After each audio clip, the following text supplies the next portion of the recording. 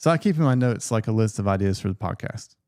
So like future ideas are like treating customers like the cops. That's a decent title. I have one called Why Don't We Talk About Brands? I have one called Salesmen Are the Enemy. And then I have one called FOMO. And I think that's the one we're going to do today. Y'all have to let us know if any of the other titles sound at all interesting to you.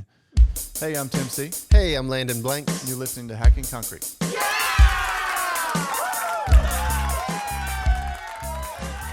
We were just having a conversation off camera about you just said it. I guess I did record it. Maybe I'll play it. But Landon just said he didn't want to come to work every day and feel like that doing that job that day, that was it. And that we weren't going to be growing and doing anything different. And in other words, we did not start a business to stay in one place, stagnation, whether that be size of the company, size of employees, size of income. Right. And also when we bring people in, team members in, I constantly say this, what you see, trust me, there's a lot of moving parts and this is only the beginning. And I felt like we have been very honest with that up front and we have provided that on our end. Yeah. Whereas they have grown financially. Yeah. I think we have to. They've absolutely grown financially. Yeah. Whereas I feel like their growth financially, sometimes I wonder, are they growing and are we stuck? Mm-hmm. Just being honest. No, I know. It's hard to get over the hump of, we just did a whole show on employees and it's hard to get over the hump of, I think we said it in the last podcast, of working on the business and not just in the business. Yeah. Right. So it's hard to get out of the field entirely. And I said earlier that I really like being on the job and I love what we do. I tell people that all the time. I love what we do. But I also don't know that I want to commit to doing that forever. Right. Being a painter. Right. And there's nothing wrong with that. It's just I don't think that's that's good. It's not about being it's about growing and expanding. We always have to challenge ourselves. Yeah. I feel like you are always challenging yourself whenever you see a new product or new something coming in. We got to try it. We got to figure that out. We got to get there. Not necessarily because we think it's a market share we need to grab, but because of the challenge to grow. I went to event with my wife the other day, and that's the first question people always ask. What do you do? What do you do? Mm-hmm. And I've been thinking about what do I really do and what do I say that I do? Mm-hmm. So what I say that I do is I have a concrete business and I try to be as plain and as boring as I can be. Mm-hmm. But what we really do is that I like to make things. Right. So I just spent 2 months making that metallic epoxy course. I put a ton of time into it. DecorativeConcreteSchool.com. Little plug. But I put a ton of time into it and I like making stuff. And when I did all that and I finished it, it was it was satisfying to do that and know that now that stuff is there for anybody that wants it. And so now it's on to the next thing. And then you bought the warehouse for the polished concrete crew side of our business. Right. And that's been a thing that you've been working on, which I think is probably driving you crazy. Yeah. But we always have something going on other than just the job. Yes. And we're kind of looking for that next thing. Correct. The next thing to challenge, the next thing to move everyone up. Yeah. But I think most people that listen to this to realize to be no offense to no offense to people that have that. Well, let me just say this. There are people that have 9-to-5s that I think that want to do that, want to express and expand themselves. They do that outside of that. Yeah. Right. Well, Troy's a perfect example. Troy is a guy that on my crew, on my side of things. He has zero interest in running a business and he doesn't care about that stuff at all. Right. He cares about his life after work. He does, which involves cattle. Yeah. Which involves tending to his farm, expanding himself that way. Yeah. It doesn't have to be work. It just happens that you and that our hobbies are work and we enjoy it. That is our expansion. That is how we have that outlet. Yeah. That expressive, whatever you want to call it, outlet. Yeah. Some people call it entrepreneurship. Some people just desire to grow, whatever that may be. So we're kind of in this transition. What's our We next can step? feel it. We can feel a movement happening, but we don't know how to get to there. But it's happening. Yeah.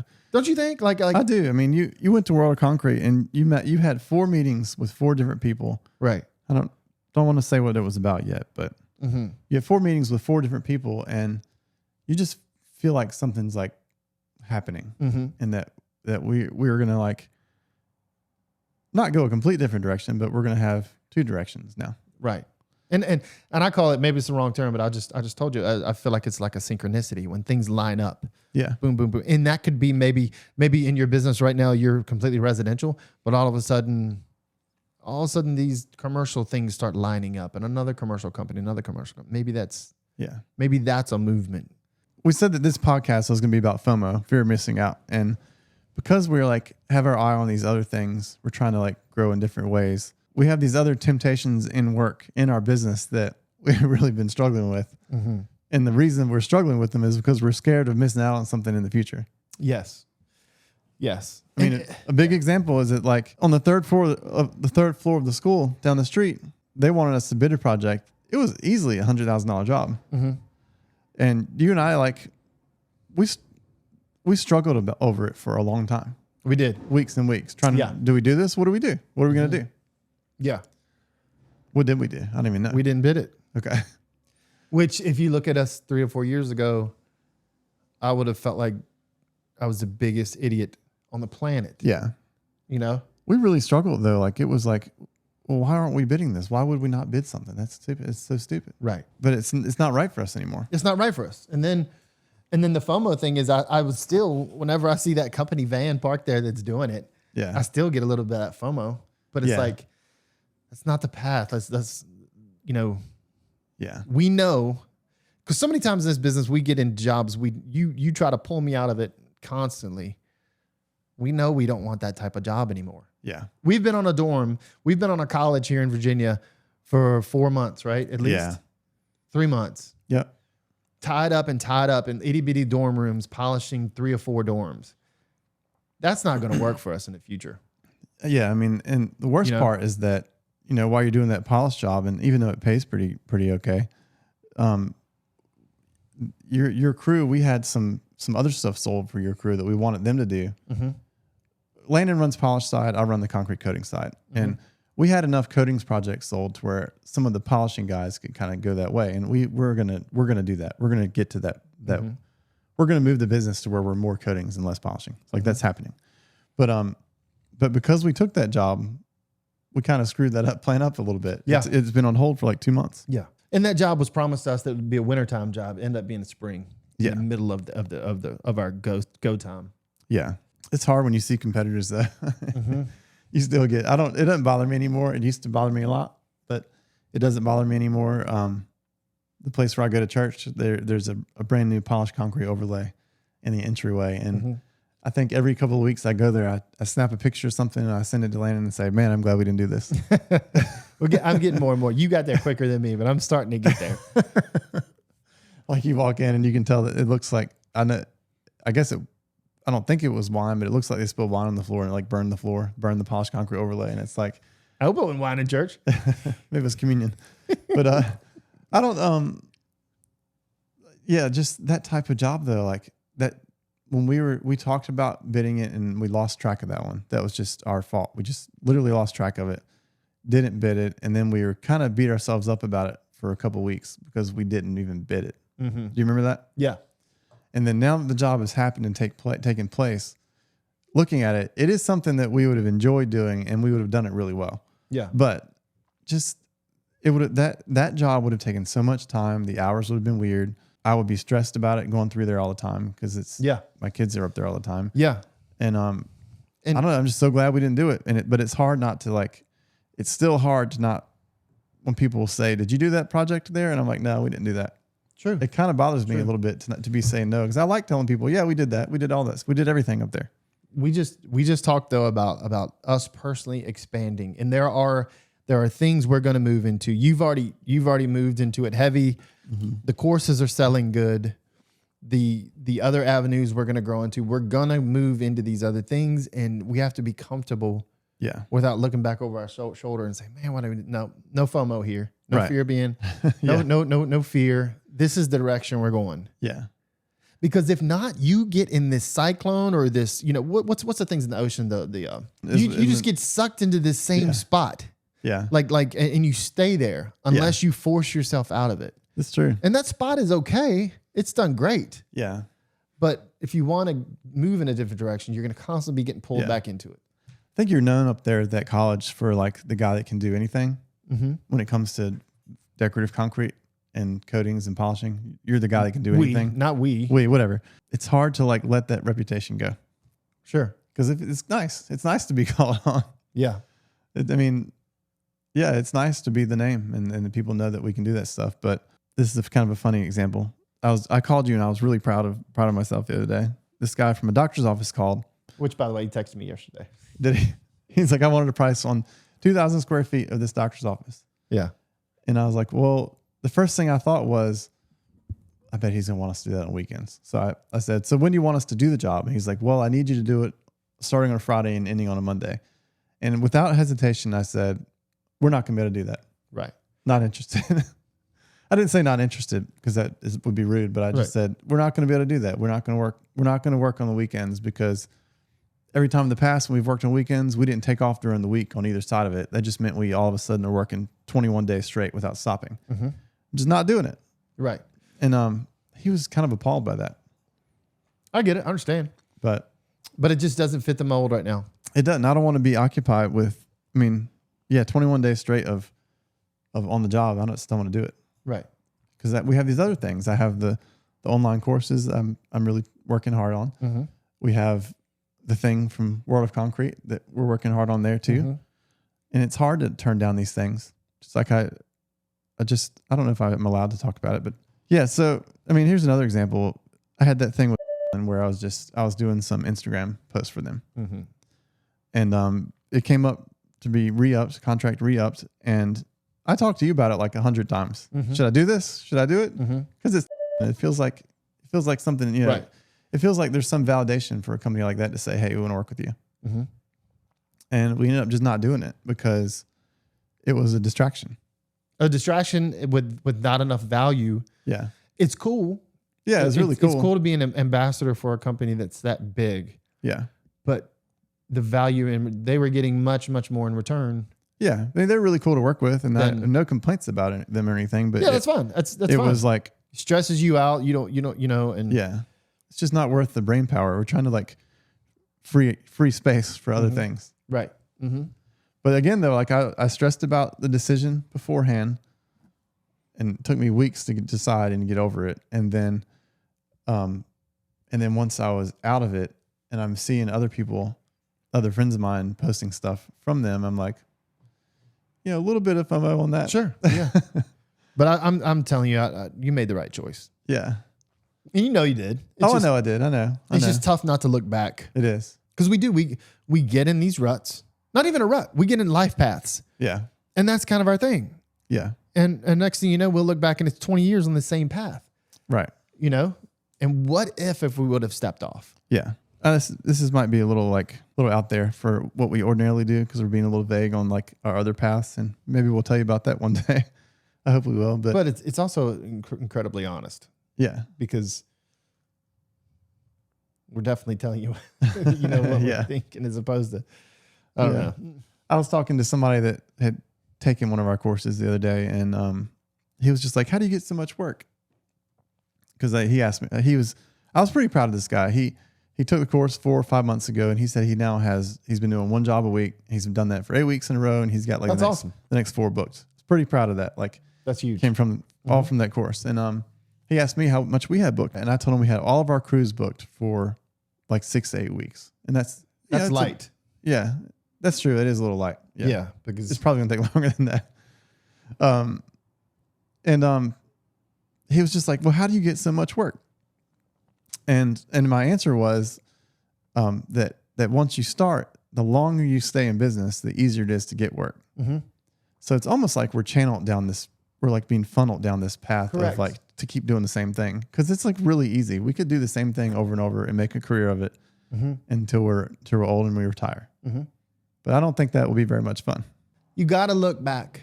You got to look back and say, I'll never forget when my grandfather told me he wanted to put on his tombstone. This is all he wanted. I tried.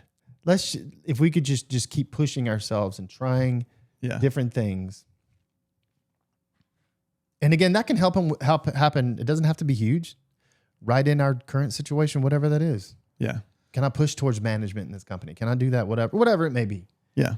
You know? Did you try? So anyway, the whole mofo thing is Mofo.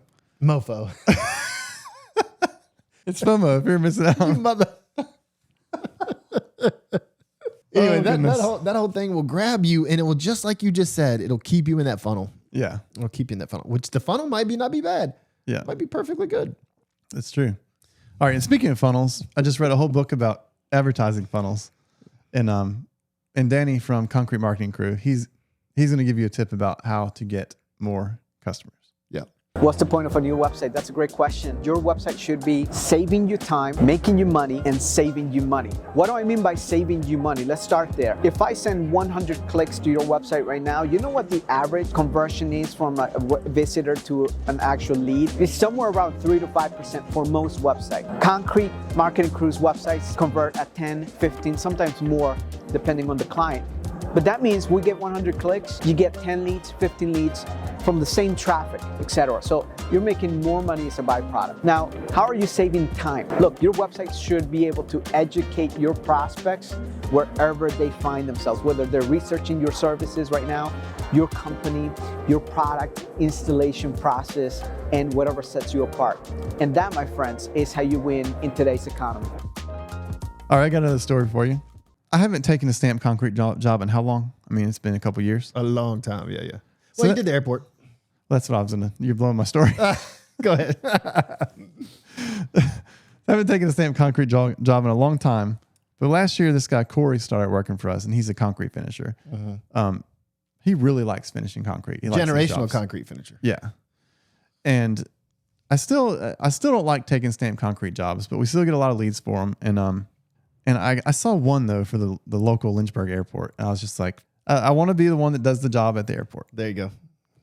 Is that, I mean, I know that's so ridiculous that even matters, but it's just a good job. I know that's a good job for the website and for our Google ads and stuff to see a picture of our van out in front of the airport. Sure. So anyways, we took the job, and it's one of those things where it seemed like it was going to be really easy. The contractor formed it up, and it was for a monument.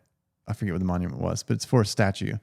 They formed up this pad. It was supposed to be super easy, 10 by 10, and with a ramp thing down to the parking lot.